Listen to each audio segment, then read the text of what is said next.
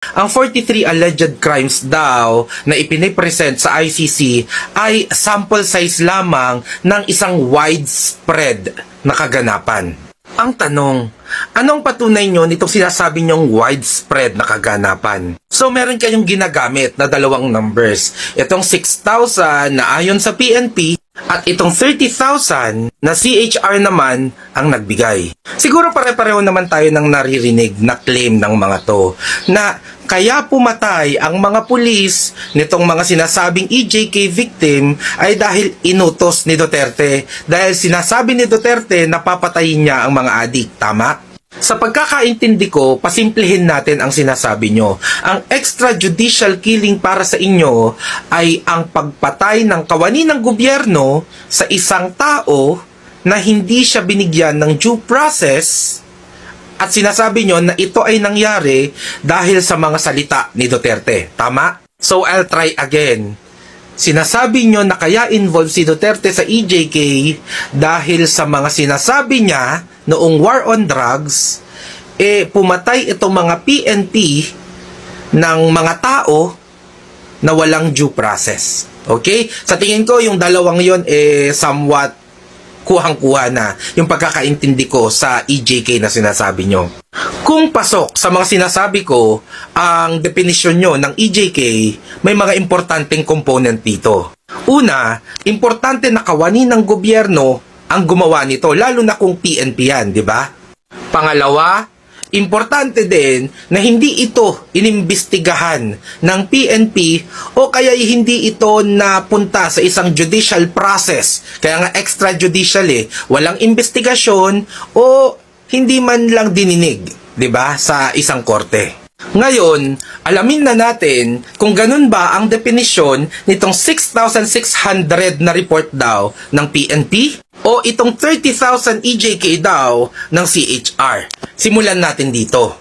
Ayon sa mismong website ng CHR, sa article nila na Statement of the Commission of Human Rights on the SWS Survey on People's Perception of the Extrajudicial Killing Situation in the Country, ang sinasabi nilang definition nila ng CHR na kinuhanan ng 30,000 killings ay any killing by government forces as well as killing by any other group or individual. So, hindi lang taga-gobyerno. Kahit sino ang pumatay, which the government fails to investigate, prosecute, and punish when it is in the position to do so. Tatagalugin ko ha. Ito daw ay kahit anong pagpatay ng government forces at kahit sino pang grupo o individual kung saan ang gobyerno ay hindi naging matagumpay sa pag-imbestiga, sa pag-prosecute at pag-punish, pagpaparusa when it is in the position to do so. So, itong 30,000 EJK ng CHR ay hindi gawain lang ng PNP o ng mga taga-gobyerno. Binibilang nila kahit yung mga napatay ng kahit sinong grupo o individual. So this is not more on to the killings, but this is more on the investigation, prosecution, and punishment. So kapag may namatay dyan, kahit sino pa ang pumatay dyan, kapag hindi na imbestigahan, hindi na prosecute, at hindi na punish ng gobyerno kapag nasa posisyon sila, ibibilang na yon as EJK. Ay sinisisi na nila kay Duterte.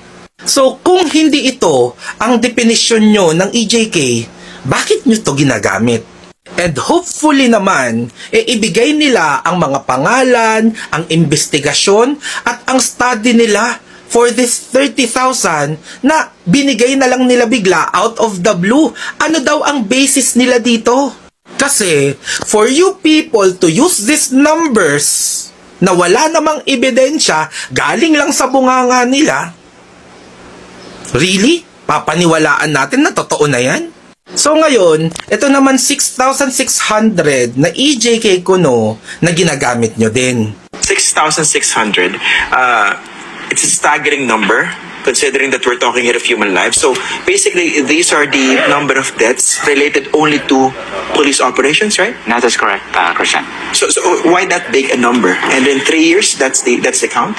Well, the number is still subject for vetting with PIDEA because PIDEA is the lead agency, and we're supposed to submit this to PIDEA for validation and cross-matching. There may be a possibility of double counting, of course, but the fact is, yes, the number has increased from the previous number of 5,375.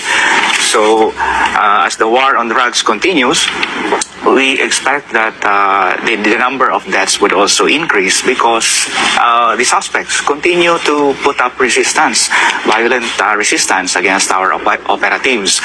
And even the deaths among cops, PNP personnel, has also increased. It has now increased to 49 deaths of PNP personnel who are performing and enforcing the law on illegal drugs. Of course, that's also unfortunate. You have 49 policemen killed. Yes, 49. But you have 6,600. All of these suspects actually fought back? Is that what you're saying? Yes, we maintain that all the police operations were conducted in following the rules of engagement, and we presume that there is a regularity in the performance of our police. Unless otherwise, it is they're found guilty, or they are investigated and found guilty of committing violations of the law. Just like the Kian de los Santos case, wherein 3 of our personnel were found guilty of murder, and they're now in jail. And there is another one, the police in Caloocan, where he accidentally killed a 6-year-old boy, and so he's now dismissed from the service. So all these deaths are under investigation, and we're not saying that pinapabayaan na natin ang mga to.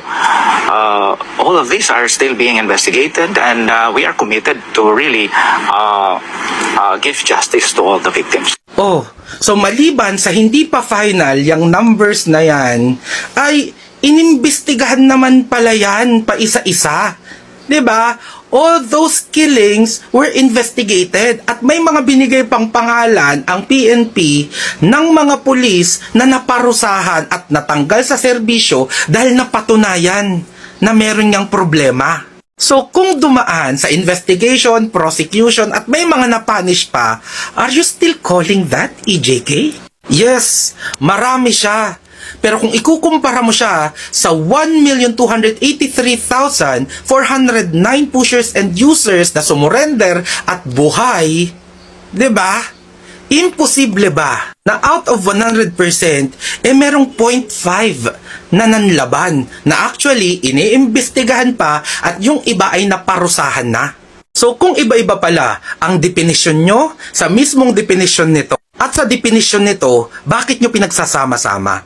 Bakit nyo nga at tama ba na gamitin nyo yung 43 as representation at sample size sa 6,600 at sa 30,000 na ibang-iba naman ang definisyon at ibang-iba din ang sitwasyon?